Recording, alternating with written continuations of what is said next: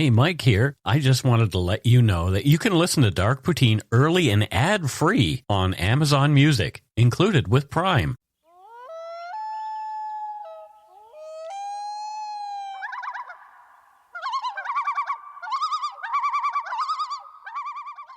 Welcome back to Dark Poutine, and I am Michael Brown in Langley, British Columbia. And I am Matthew Stockton in Vancouver, not in Abbotsford like Mike. I'm not in Abbotsford. You'll get it right one of these days. I might, who knows? I might end up living in Abbotsford, and then you will be right. So I'm thinking about going to Abbotsford to watch some rugby soon. Really?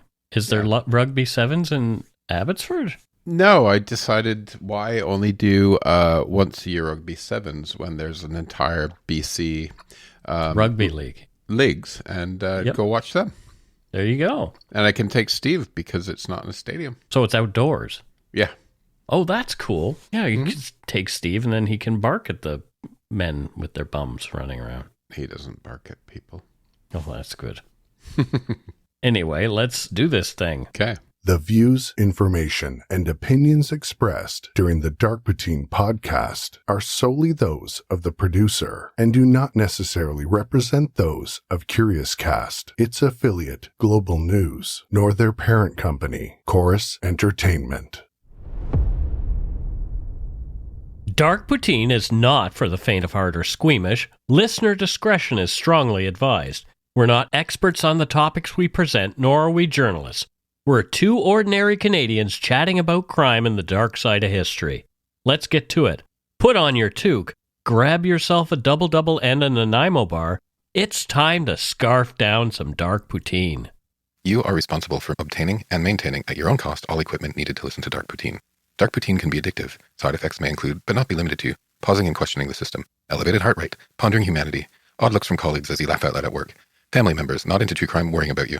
Positive side effects may include some perspectives and opinions that you disagree with, as well as some wokeness and empathy. If you don't think Dark Poutine is for you, consult your doctor immediately.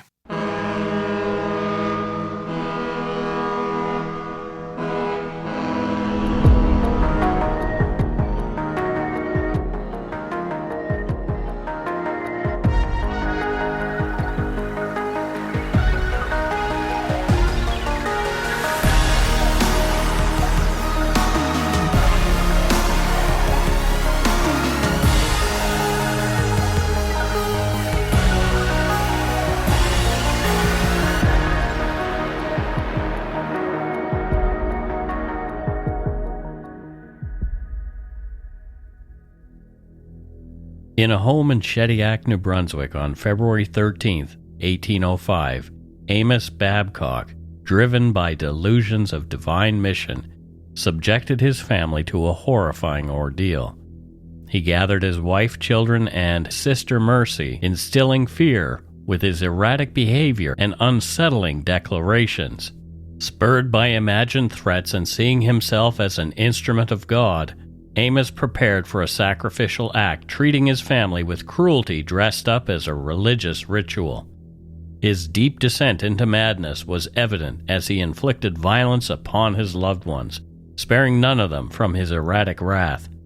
Babcock's final act of brutality saw him murder his sister Mercy Babcock Hall, whom he saw as demonic, in a brutal frenzy of madness, bringing a tragic end to a night of unspeakable horror. This is Dark Poutine episode 312, Moved by the Spirit, the Murder of Mercy Babcock Hall. So Kelly MacDonald Mason of Riverview, New Brunswick, suggested this story in our case suggestion thread in the Umberyard, our Facebook group. And I knew of this historical case, but digging into the details has been fascinating, so thank you to Kelly for the suggestion. Shout out to Kelly! Big ups to Kelly. Shediac, the setting for this story, is located in the southeastern part of the Canadian province of New Brunswick, on the coast of the Northumberland Strait and 25 kilometers northeast of Moncton. It is renowned for its beautiful beaches and has been nicknamed the lobster capital of the world due to its significant lobster fishing industry. The town is situated near several major routes and waterways, making it an accessible and strategically positioned community. Shediac has a rich history reflecting on the broader trends and transformations in what is now Canada. Before European settlement, the area around Shediac was inhabited by the Mi'kmaq indigenous people who called the place Shediac, which is thought to mean running far in, or describes the long tidal range at Shediac Bay. The Mi'kmaq used the area for fishing, hunting, and gathering. Yeah, how places get their names I always find fascinating, I guess. I love that too. Like, I'm from Bridgewater and surprised there's a bunch of bridges over the river there.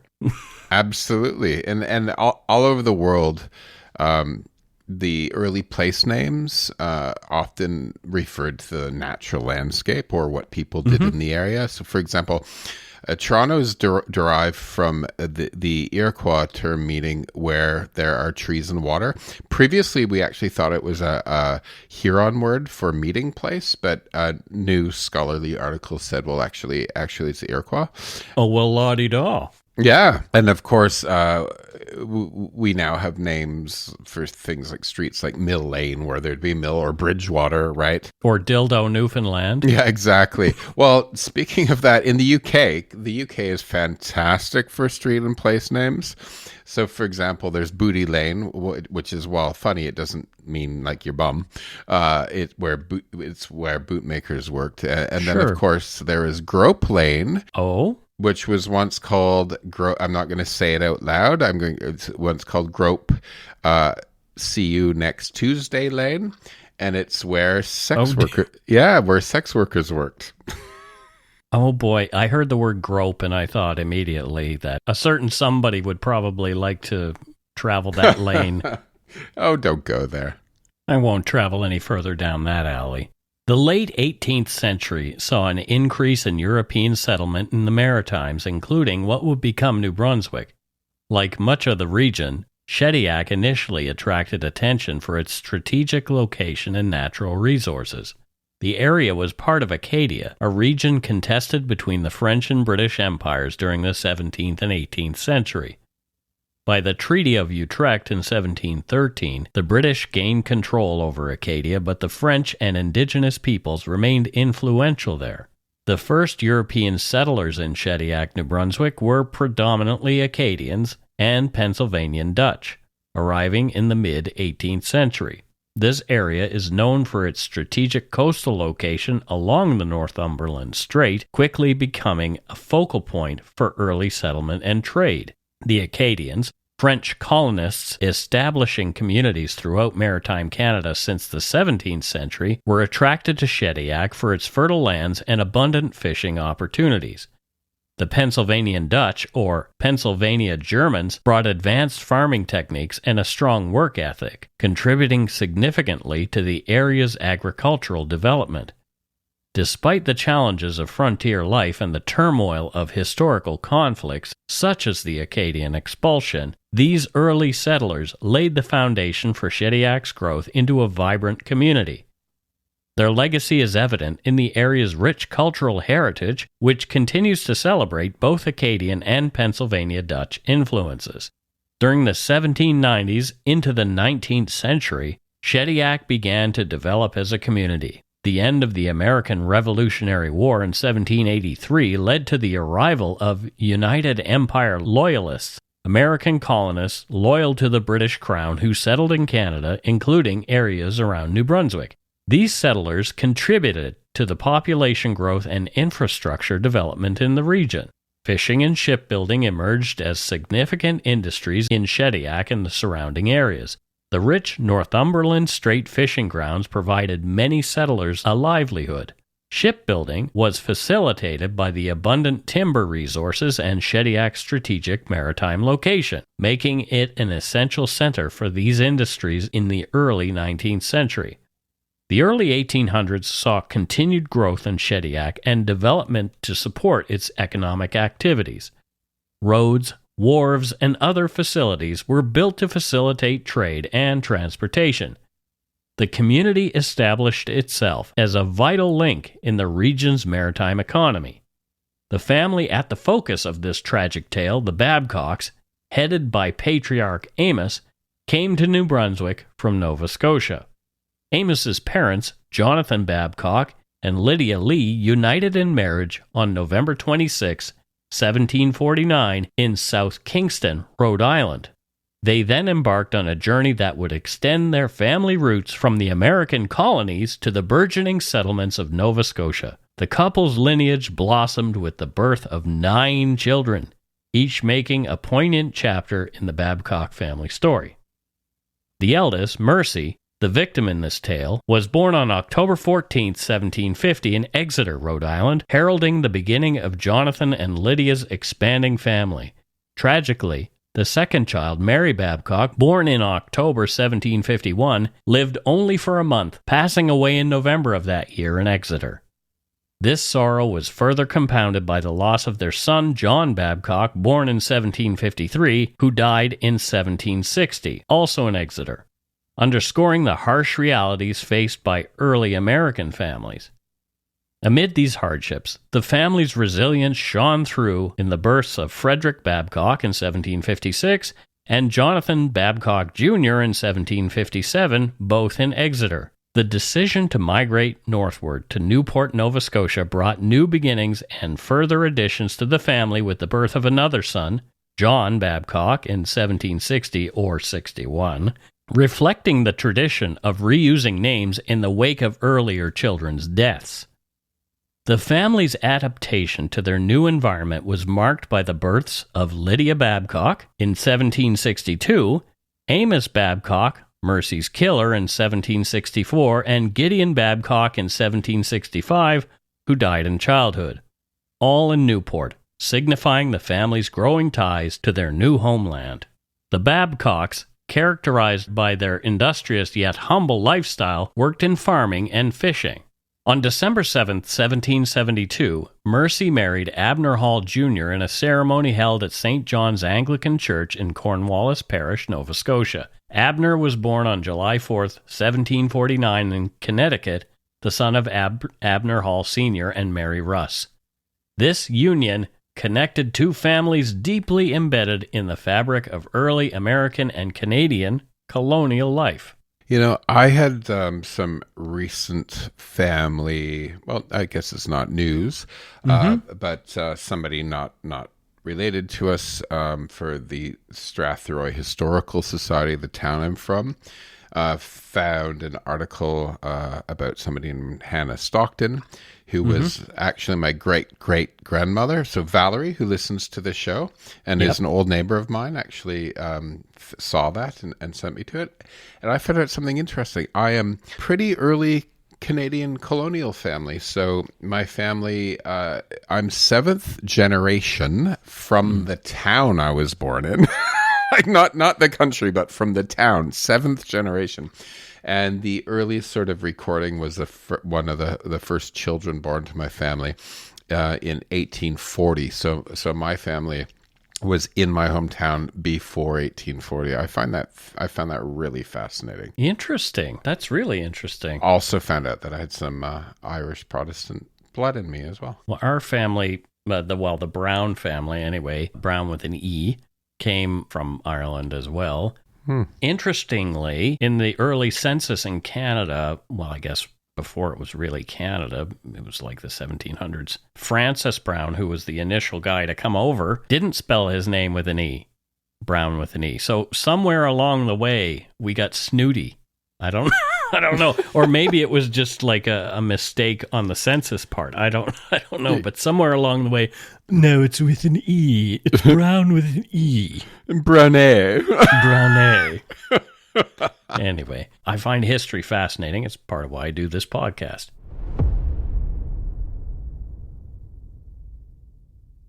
Keeping with the tradition of large families at the time, Mercy and Abner Hall Jr. welcomed 8 children into their family. The eldest, Samuel Hall, was born on March 6, 1774. Following Samuel, Lydia Hall entered the world on February 2, 1775. The Hall family continued to grow with the birth of James Hall on March 6, 1776, demonstrating a notable pattern of close birth years among the siblings. Mercy had a brief break from birthing babies until Nathan Hall was born on January 27, 1779, followed by John Hall on March 24, 1781. Elizabeth Hall was born on May 19, 1783, adding a daughter to the bustling family home. Mercy Hall, sharing her mother's name, was born on July 8, 1785, highlighting the tradition of naming children after their parents. The youngest of the siblings, William Hall, was born on July 26, 1787, rounding out the Hall family children. However, Mercy's life took a dramatic turn in her early 40s. Around the age of 41, after her last child was born, she fell severely ill, suffering from a high fever that tragically impacted her mental health. This illness caused her to become emotionally distressed, a condition that had profound effects on her personal life and family. As a result of her illness, described by some as profound melancholy, her husband decided to separate from her, taking their children with him. This separation marked a significant and painful chapter in Mercy's life, breaking her spirit and highlighting the challenges and limited understanding of mental health issues during that period. I mean, talk about add insult to injury. She's already has the blues in a big way, and here he is, I'm going to leave you and take the kids. Yeah, I mean, profound melancholy actually kind of sounds romantic, those words, but it just shows that how there was such little understanding of the human brain back then. Sure. And probably, like, honestly, Mike, if there was that lack of understanding and somebody around mental health issues, it's not surprising that he would have left with the kids in a way, right? Because they didn't know how to treat anything and they didn't really know what it was, right? Yeah, so having mental illness back then would have been harder than it is today, yeah. Well, it's a hellscape now. It would have been even worse. Yeah, imagine then, yeah. Not only do you not feel well, everybody else doesn't seem to care and thinks it's all your fault. Or that you're like, have demons or something, right? You're out of your mind or have demons or yeah. During this tumultuous time, Mercy found solace and support with her brother Amos Babcock. In 1788, 24-year-old Amos married Dorcas Bennett, 20, originally from Horton, Nova Scotia, at the Congregational Church in Chipman's Corner.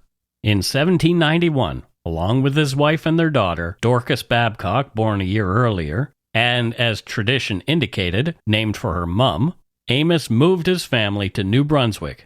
In her depression, Mercy Babcock Hall chose to live with Amos, his wife, and their baby daughter, seeking refuge and a sense of family amidst her personal struggles. Some accounts indicate that Mercy's sister-in-law Dorcas did not like her very much, seeing her as weak-willed and a burden to her own growing family. That family continued expanding with the birth of Henry Babcock, their first son, who arrived in 1791, born in Hopewell, New Brunswick. Second son, Caleb H. Babcock, was born in 1793, also in Hopewell. The family tree continued to grow with Annie Babcock's birth in 1797, and Mercy Babcock, named for their aunt, was born in 1798. Delilah was born in 1800, and Sarah was born in 1801. Both of them were born in Hopewell. Elizabeth and Amy Babcock, the youngest, were born in 1803 and 1804 in Shediac and Shediac Bridge, respectively. Shediac, New Brunswick was a developing settlement with few English families. Among them were Amos Babcock, his brother Jonathan, and William Hannington, a prominent figure who established his home after a challenging journey from Halifax. Hannington, committed to his faith, held Church of England services at his home, becoming a spiritual anchor for the community without Protestant churches. Hannington took Amos and his family under his wing and generously helped to support them financially. The community experienced a significant religious revival in 1804, marked by heightened enthusiasm and apocalyptic beliefs. This revival was fueled by the Baptist denomination's influence and the arrival of a preacher named Joseph Crandall. This event led to extraordinary religious fervor, transforming the spiritual life of the settlement, making it fertile ground for what would happen later. Religion played a pivotal role in shaping the early social and cultural fabric of New Brunswick, mirroring the province's diverse ethnic and linguistic landscapes in the early 1800s. The province's settlement and migration history profoundly influenced its religious practices and community structures. New Brunswick's demographic composition during this period included a significant mix of French Acadians, English, Irish, and Scots, each bringing their own religious traditions and establishing communities around these beliefs. I find this interesting as well. When different religions move into an area, there's almost a competition that's created. Mm-hmm. And you often see sort of the competition take form in terms of who is the most pious or the most fervent, or what is the right way to do it. I was speaking to a designer that I work with just this week by chance, not knowing we were going to talk about this, and who grew up in the Catholic Church, and we're just laughing how he said, the priest told him that non-Catholics, unfortunately, go to hell, right? Oh. So it didn't even matter if other people are Christians. If they weren't Catholic, he was taught when he was young, if you're not Catholic, you're going to hell. Oh, right? boy. And I don't know if that's said very often anymore in the Catholic Church or other churches. But, Canada today generally is less religion focused than the USA. Yeah. In the book Fire and Ice, Canada, the United States, and the Myth of Converging Values is the name of the book. They actually posit that in the States, where there was that strict separation of church and state, that they always spoke of, that separation almost created a vacuum from which where religious groups grew and competed, and that's why it became actually a more religious country. Mm-hmm. Well, in Canada, you had the French and the Irish. Some of the Irish were Catholic, right? And that was almost like a given. If you were French, you're Catholic. And the rest of us had sort of the king of head of state and the head of church. And that sort of duality made it sort of religion a little bit more benign, and there was less competition. So we oddly, even though it wasn't a separation of church and state, we oddly became less religious because of it. Well, this story doesn't speak to how benign religion is in Canada, so we'll get into some more interesting things. Absolutely, but this was a very long time ago. I'm talking more contemporary time. Sure. Over time, this happened, right? Yeah. Okay. The forced expulsion of the Acadians, who were primarily Catholic by the British in the mid-18th century, drastically reduced the Catholic population, paving the way for Protestant dominance. The latter part of the 18th century saw an influx of Protestant settlers, especially United Empire Loyalists fleeing the aftermath of the American Revolution, who were mainly of Anglican and other Protestant affiliations. The Loyalists, comprising mainly British, Dutch, German, and even African Americans, brought with them Protestant denominations, particularly the Anglican and Baptist traditions. This influx of Loyalists after the American Revolution notably increased the Protestant population in the southern parts of New Brunswick, establishing a distinct religious landscape that contrasted with the predominantly Catholic regions in the north and eastern parts of the province.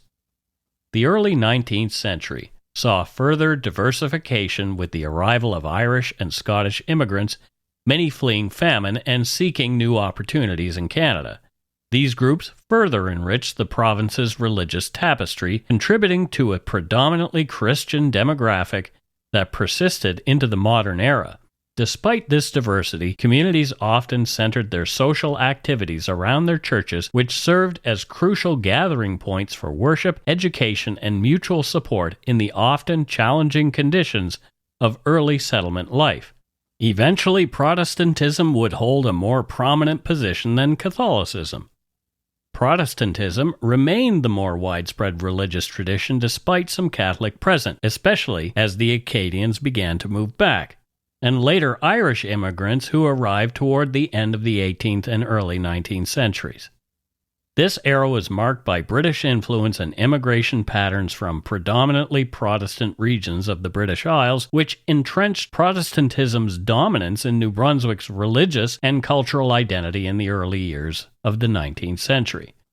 The indigenous populations of New Brunswick, including the Mi'kmaq and the Maliseet, were exposed to both Catholic and Protestant missionary efforts. The success of these missions varied, with some indigenous communities embracing Christianity while others fiercely maintained their traditional beliefs. Itinerant preachers saw the New World settlements as the perfect place to spread their version of the gospel to both settlers and indigenous populations. An itinerant preacher, fundamentally, is a minister who travels across different locations instead of leading a single stationary congregation. This approach is especially prevalent within evangelical and revivalist Christian traditions, where the goal is to spread religious messages and teachings far and wide. These preachers are known for their dynamic mobility, moving from one community to another, often focusing their efforts on rural or underserved areas where established churches might be rare. Itinerant preachers are adaptable, utilizing whatever spaces are available, private homes, school buildings, or even open fields to gather people for worship and spiritual instruction. Although this type of preaching did bring the good word to many who otherwise may not have heard it, the mobility and relative anonymity of the itinerant preacher's life also attracted some unsavory characters. Like snake oil salesmen of the day, they wanted to take as many vulnerable people in as they could, be it for money, sex, or some other form of power. One of these preachers was a man named Jacob Peck. He came to Shediac early in January 1805 to spread his fiery take on the gospel. There had been other preachers before him, but Peck impacted the tiny community and the Babcock family like none other before. More after a quick break. If you're looking for a smoking gun, I can absolutely guarantee you, you will not find it. In October 2001, a series of letters filled with a deadly powder called anthrax were dropped into the U.S. mail system. What started as an unprecedented case turned into an unsettling mystery. Who sent these deadly letters? And why? From Campside Media and Sony Music Entertainment, I'm Josh Dean, and this is Cover Up Season 4, The Anthrax Threat. Available now.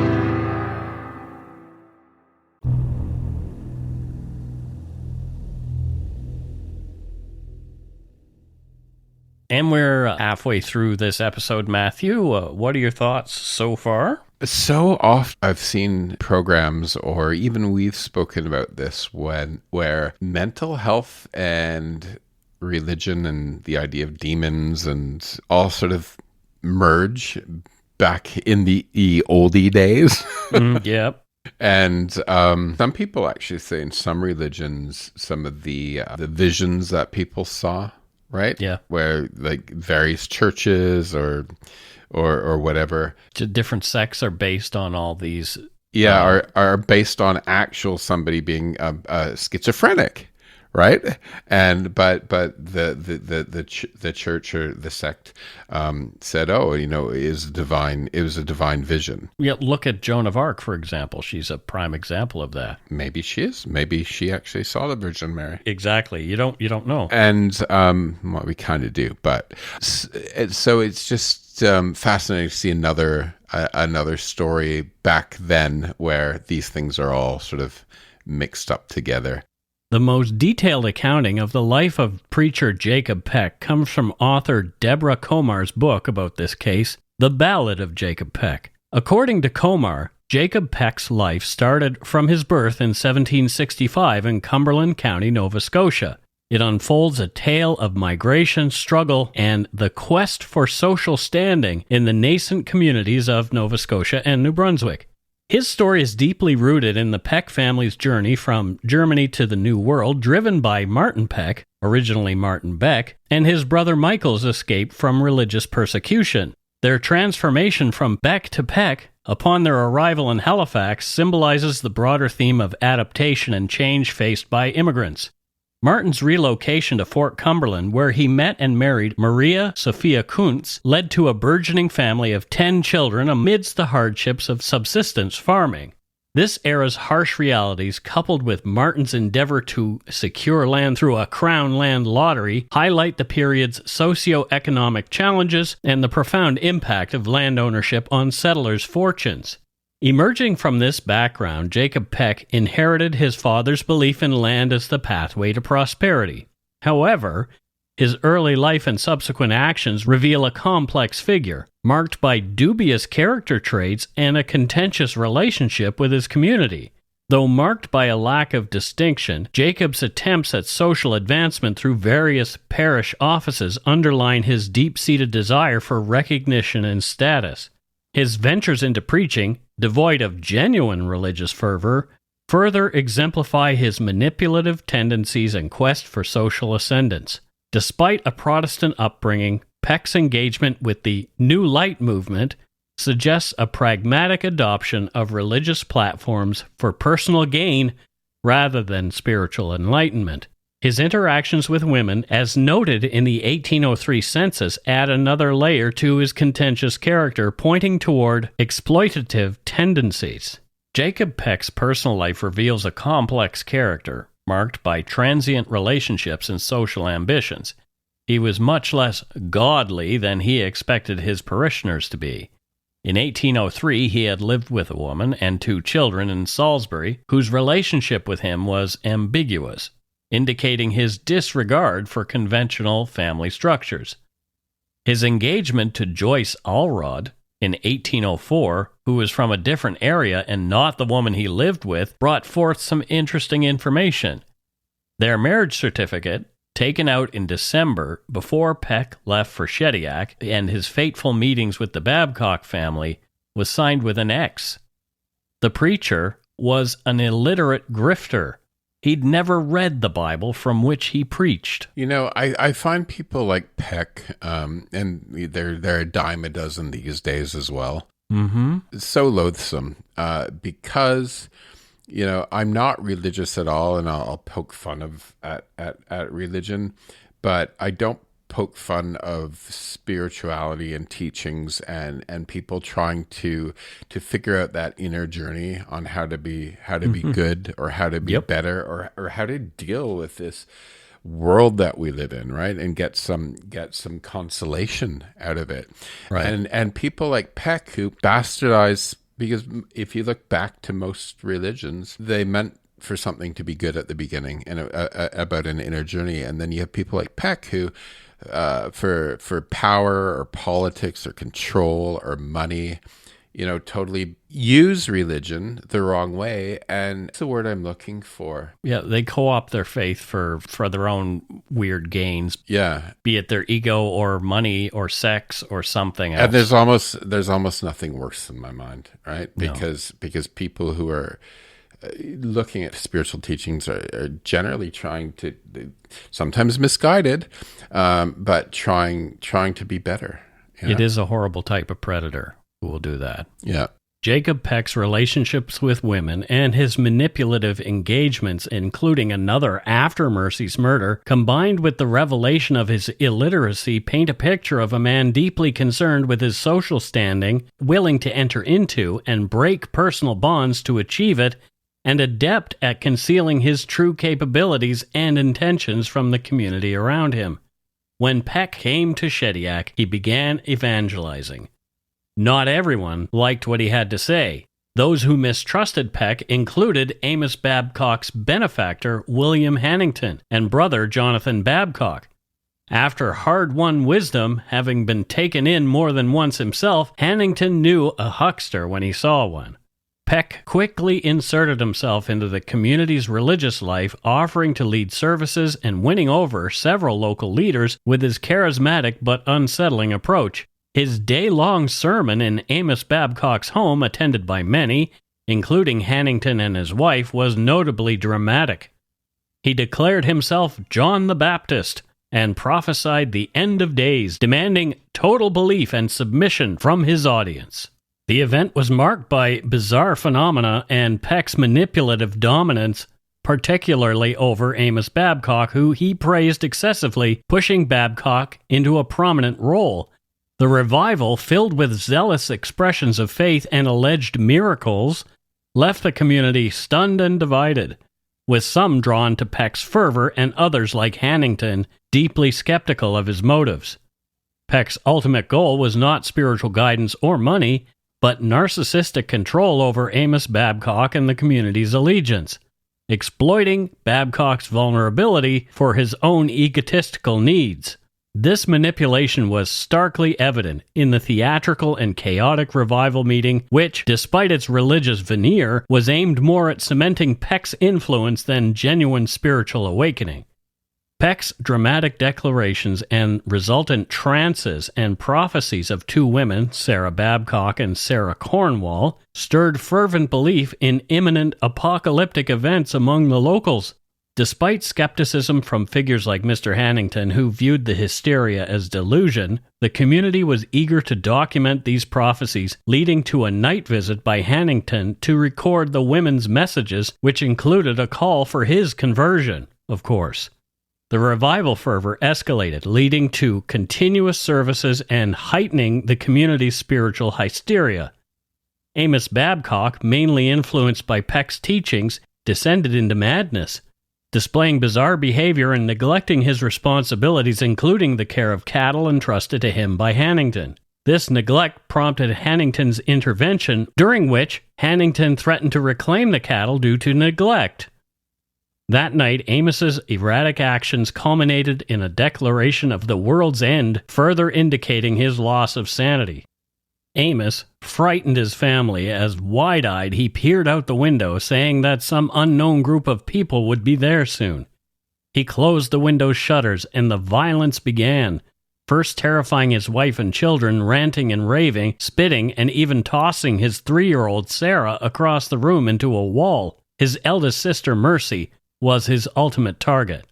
An article by J.W. Lawrence in New Brunswick Magazine, Volume 1, 1898, recounted what happened in the Babcock home that night. Quote, Amos Babcock, his eyes flashing with the frenzy of insanity, arranged his family in order on a long bench against the wall, the eldest girl being at one end near the fire, and his wife and youngest child at the other end. He then took a clasp knife and began to sharpen it on a whetstone. Going over to his sister Mercy, he commanded her to remove her dress, go on her knees, and prepare for death, for her hour was come. She obeyed without hesitation. He next ordered his brother Jonathan to take off his clothes, and the infatuated man did so. Nothing appeared surprising to that strange household of deluded beings. Amos now acted as one possessed of a devil. He went to the window several times and looked out as though expecting something to happen. Then he laid his knife down on the floor on top of the whetstone, the two making the shape of a cross. Stamping on the whetstone, he broke it, calling out that it was the cross of Christ. He picked up the knife, went to where his sister was still kneeling, and stabbed her with savage strength. She fell to the floor, blood gushing from the wound, and died in a few moments. This fearful act seems to have brought the family to their senses.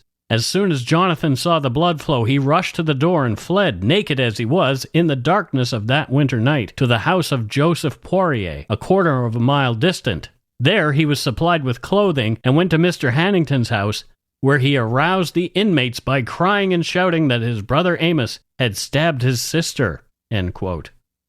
Amos had not merely stabbed Mercy, he disemboweled her. The small village had no magistrate at the time. It was up to William Hannington to arrest Amos Babcock, but he didn't want to. Begrudgingly, he strapped on his snowshoes and set off. He aimed for Joseph Poirier Sr.'s place, but ended up at young Joseph Poirier's house by accident, since there were no public roads in the area at the time. It was snowy and it was hard to get around. Hannington was looking for a couple of the Poirier men to help him with the arrest. When he finally found them at the elder Poirier's home, they agreed to help. By then it was around 2 a.m. When they entered the crime scene, they saw Amos Babcock still there pacing, with his bloody hands clasped together. Hannington told the Poiriers to grab him. Babcock resisted, asking what they were doing, to which they replied they were arresting him. Then Babcock yelled, "Gideon's men arise!" prompting Amos's sons Caleb and Henry to try and help him. They were quickly subdued, and Babcock was detained. Mercy Hall's body wasn't in the house, and its location was unknown. When they asked Mrs. Babcock if her sister-in-law was dead, she confirmed. Later, at dawn, some neighbors arrived and found the body in a snowdrift, hidden apparently by Babcock, who seemed to be trying to cover his tracks by sweeping snow as he walked back to the house. So apparently and seemed to. So, if it was him, that doesn't work with the idea of insanity, from what I understand, right? Because if he was truly insane, he just would have done it and not tried to hide it. Right. So there are some people today, some scholars actually, who will say they feel like this man would not be tried today and found guilty. But this behavior after the crime indicates some feeling of guilt to me. Right. Vince Lee, who did the Greyhound bus thing. Yeah. He was insane at the time that happened. Yeah. And he was found not criminally responsible. It wasn't him. It was his insanity. Yeah. Sure. Yeah. However, this guy, there was a shade of it. There was definitely shades of a misguided belief in things, and perhaps a bit of a psychotic break. But does somebody who is in full flight from reality hide a body in a snowdrift and then try to cover things up? I don't know. And often in cases the Crown will point out. Is that the right word? The Crown. The Crown here in Canada. The Crown will point out that he wasn't insane because he knew better and tried to hide the body. Exactly. Now securely tied up, Babcock was taken to Mr. Hannington's house, where he kept saying, "Aha, aha, aha. It was allowed." They documented Jonathan Babcock's statement and prepared the legal documents for Amos's imprisonment. Upon seeing the papers, Babcock exclaimed, "There are letters to Damascus. Send them to Damascus," showing he was delusional, possibly referencing Saul's persecution of Christians. Afterward, they moved Babcock to Amos Killam's house. There, Babcock's insanity worsened, and they had to tie him down. The weather was too harsh for travel due to primitive road conditions, but as soon as the storm eased, the locals set out to transport Babcock to the county jail in Dorchester, 26 miles away. They secured him with straps, placed him on a sled, and wearing their snowshoes, dragged him through the snow. Many believe that Amos Babcock's murder trial that summer was unfair and that Jacob Peck should have been tried alongside him. Amos Babcock's June 15, 1805 trial in Dorchester, New Brunswick highlighted significant injustices primarily due to language barriers. Dr. David Bell from the University of New Brunswick pointed out that the court's inability or unwillingness to provide a French translator prevented Amos's French-speaking friends from defending him, suggesting a lack of effort to ensure a fair trial. The meticulous research of David Bell uncovers how Babcock fell under the sway of Jacob Peck. Peck's influence extended deeply into the Babcock household, particularly affecting Amos Babcock's daughter, Dorcas, and exacerbating the family's vulnerability to his radical teachings. Peck was accused of blasphemy and seditious language, but managed to evade conviction, illustrating the legal system's leniency toward him contrasted with its harshness toward Babcock. This disparity highlights the selective enforcement of justice based on social standing and influence. There's something around inciting violence here, isn't there? Right.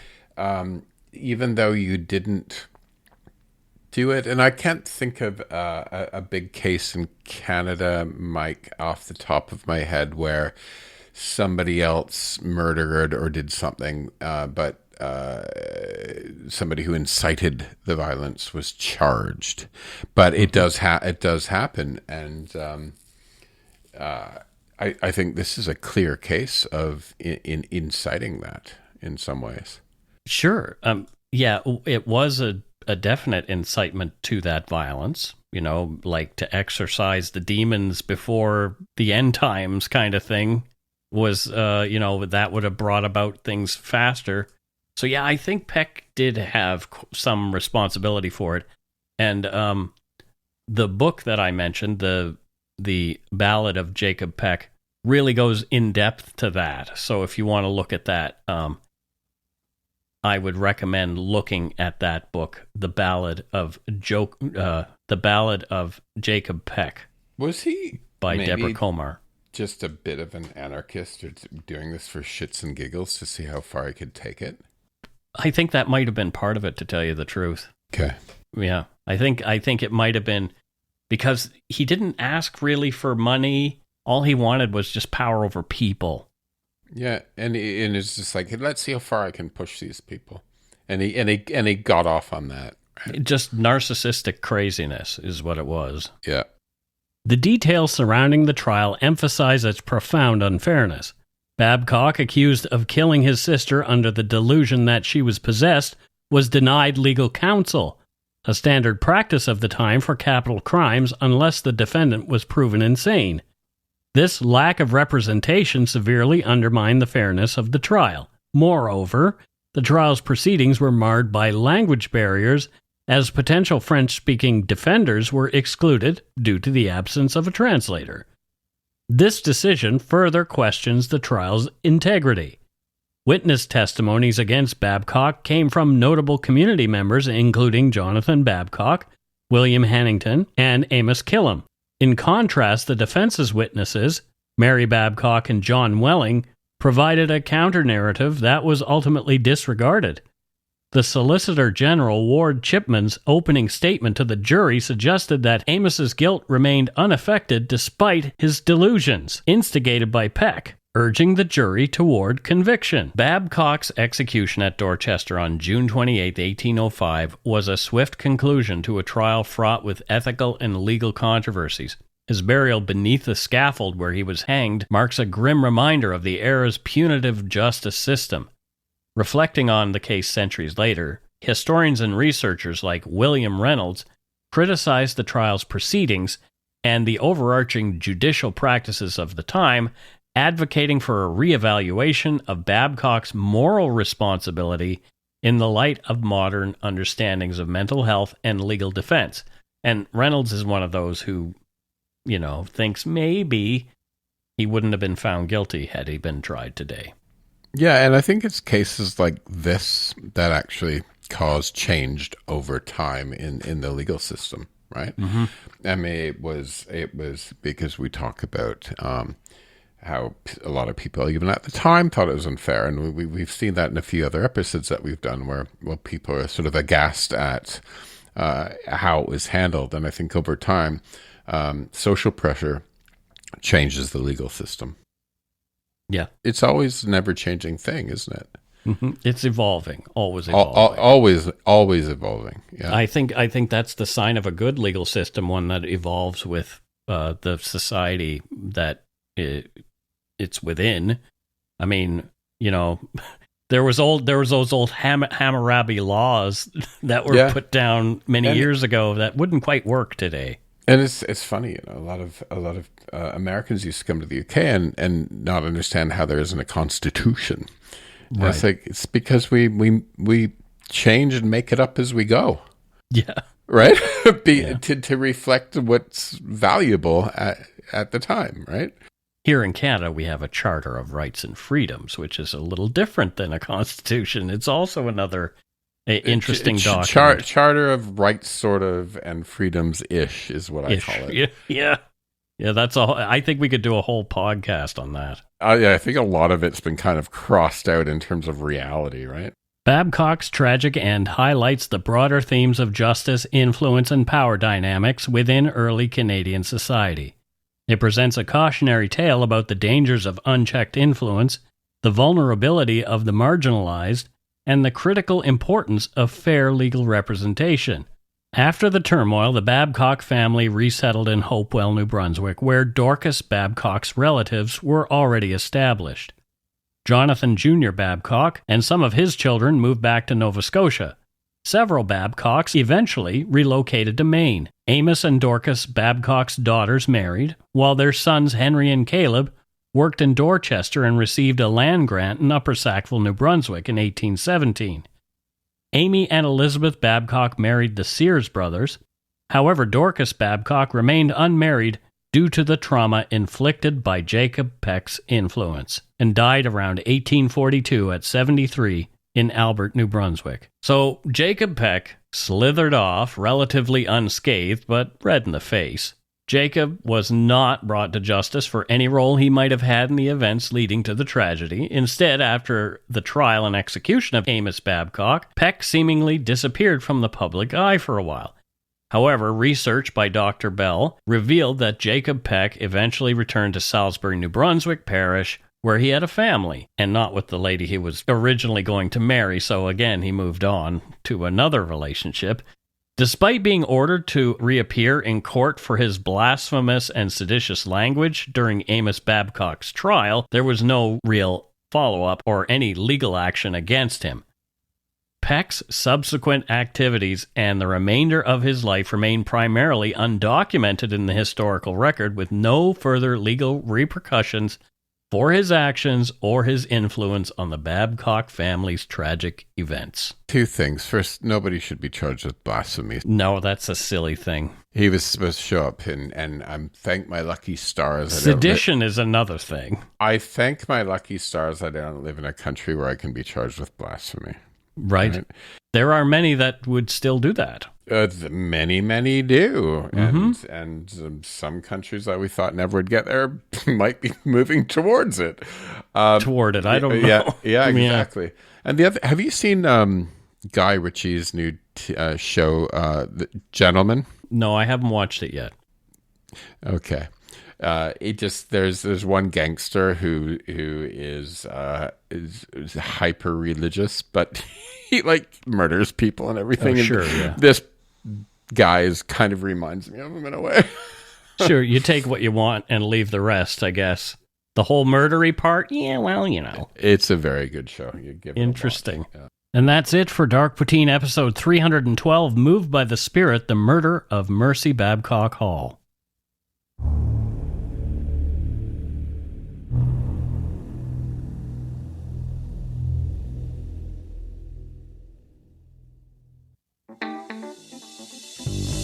That's right. It's time for voicemails. You can leave us a message at 1-877-327-5786 or 1-877-DARK-PTN. We'd love to hear from you. Let's see who called us this week. All right, we have a couple of calls this week, and let's get into one of them here. Hi, Mike and Matthew. It's Lacey from Calgary. It's so fun to hear all of the voicemails from Lacey in PEI, I believe it was. Anyway, I have taken a break, so I haven't heard a lot of episodes. I finally caught up, and I've been calling you a lot in the last little bit, but I don't feel guilty for doing that anymore because I noticed in the last little while you haven't had a lot of phone calls. So I have recovered from some of the ones that hit me a lot harder. You've done so many poignant episodes lately. It's hard to remember all the titles and say all the names and give you guys all the kudos. But I also wanted to give you an You said you were not going to use the words away game for any episodes taking place outside of Canada because game could be taken as rather insensitive, considering you were talking about murder. So I don't know if you were doing that just because you were doing that revisit of one you'd already done an episode on, or if you just kind of forgot. But anyway, I just thought you haven't been getting a lot of calls, and that's something I could call you on. So have a good one. Yeah, and I only said take a shit in your hat one time because I don't think you guys deserve to do that. I think all the poopy people need to do that. But I said it one time when I was really, really upset. So I'm not saying it this time, so take care. And my love to all the fur babies, or if you hate that term, all the fur family. Okay, bye. So I had to think a little bit about this voicemail before I responded to it because, yeah, I did say that. But at the same time, why didn't I remember? Because I didn't. I totally forgot. And maybe it was because I just went to calling the episodes where we were out of Canada away instead of away game, instead of something entirely different. So I've come up with a better solution, I think. Let's call them road trips. That way nobody gets hurt. I love that we have two Lacey's that call. It's fantastic. Hey, if anyone else named Lacey, call us as well. Can you imagine if all the Lacey's calling us? Let's try to get a Lacey in every province. Oh, gosh. Yeah, that would be funny.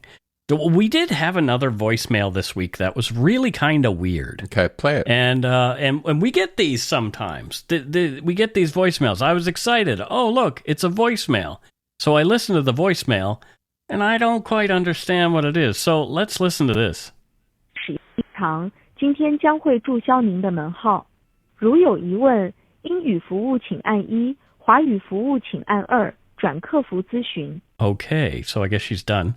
I get those calls all the time. Right. Like twice a month. So anyone who, I think that's Mandarin, it might be Cantonese, I think it's Mandarin. If anyone speaks Mandarin or Cantonese, whichever one that one is, please can you call us and tell us what she's saying? Right. Because we get the call. Like, I think a lot of us get that call. She might time. be giving us like the secret to the universe or something, and we're not like I'm not being coy or weird, but I am actually. But my husband thinks it's the Chinese government trying to harass Chinese Canadian citizens. It might be, but I'm like, that's nice, Justin. But it just might be somebody saying, we have a package for you that we can't deliver. Right? It could be something that simple. Or we have a package that we can't deliver and we want you to pay us. Yeah, please give us your credit card number now. Exactly. Maybe it's something like that. If you speak Mandarin or Cantonese or understand that, please let us know what it says. Yes, we would appreciate that very much. That's it for this week's voicemails. Again, you can leave us one at 1-877-327-5786 or 1-877-DARK-PTN. We'd love to hear from you, even if it is just to say hi and to tell us to go shit in our hats. If you're stumped for what to chat with us about, a quick story is welcome. Well, there you have it. We don't have any patrons or donut money donors this week. Donut money donuts. Donut. So we have donut in the donut money account today. Yeah, well, and I'm kind of watching my figure right now, so it's probably a good thing that I'm not getting any donut Me too. money. But we could Me have too. some carrot money and celery money. Yeah, you know. I got to get me some of those Mexico blueberries. Cheap. I'm down 12 pounds. Wow, that's great. It's a start. It is a start. Well, it's a great start, actually. Did you cut one of your feet off or? No, what I realized, it goes back to that old movie, Analyze This, where Billy Crystal is a therapist and he gets mob guys. And side note, Billy Crystal named after Billie Holiday, who used to babysit him. She was a friend of the family. Oh, that's fun. That's so cool. And the one mafia guy is like, I'm trying to lose my weight. You know, when they're going, hey, we're going to the deli. He's like, I'm trying to lose some weight. Do they have something that's lighter? And the other mob guy goes, yeah, it's called half a fucking sandwich. and so all I've done is just chopped what I eat in half. Oh, there you go. That's probably a good thing. I think eating less is kind of a key. Yeah, I mean, it's funny because it's not complicated. I eat healthy food. I eat too much of it. And so what I do is I've got to the point where I put stuff on a plate and like I'm serving it. And then I look and I'm like, is that too much? And then I scoop some out and put it back into the pot. There you go. Yeah, I'm doing another program. I've done Noom and I've done all those other things, but now I'm trying Weight Watchers. So okay, yeah, I've done it before. It's really different now than when I did it before, and whatever. You know, I think just paying attention to what I'm putting inside of me, and challenging myself to get up and move around a little bit. is Isn't going to there make a also- difference. Isn't there also a group called like Overeaters Anonymous? There is, or something like that? Yep. Okay. Yep. Whatever works for you, right? Whatever works. As long as you do it in a healthy way, whatever works for you. Exactly. Yeah. Yeah, I have been known to take things to the extreme, even healthy things. But No, not you. yes, me. Mike going overboard? Well, no. If one slug of NyQuil will help me, this is before I sobered up. If one slug will help me, the whole bottle will do me good. Oh gosh. Yeah, it's they're just shooters for alcoholics, is what Sunday shooters for alcoholics. When the liquor store's closed, hey, there's always Scope and cough syrup. Other cough and cold syrups available. Sure. Anyway, thanks to all our patrons and Donut Money donors, past and present, for your generosity. It helps to keep the show going. You can become a patron of Dark Poutine at patreon.com/darkpoutine. For a one-time donation, you can send us donut money via PayPal using our email address, darkpoutinepodcast@gmail.com. If you don't already subscribe to the show, it would mean a lot if you did. You can easily find Dark Poutine on Apple Podcasts, Spotify, or wherever you listen to your favorite shows. If you haven't gotten yours yet, my book, Murder, Madness, and Mayhem, is available to order via a link on the Dark Poutine website. And speaking of darkpoutine.com, please check it out for show notes and other cool stuff. We'd appreciate it if you took the time to give Dark Poutine a like or a follow on Facebook and Instagram. Most importantly, thank you for listening, and tell your friends about us. Word of mouth is a powerful thing. And that's it for this episode of Dark Poutine. So until next time, don't forget to be a good egg and not a bad apple. And go poop in your tooks. Do that.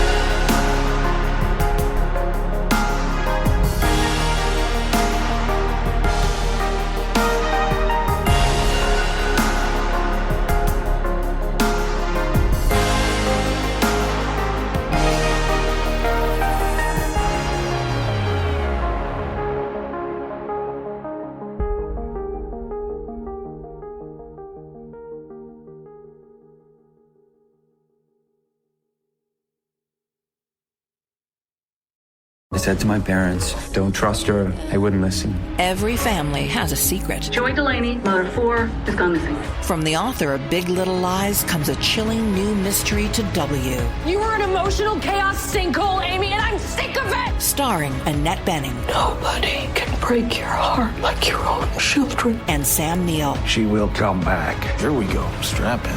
Apples Never Fall. All new Thursdays, only on W. Stream on Stack TV.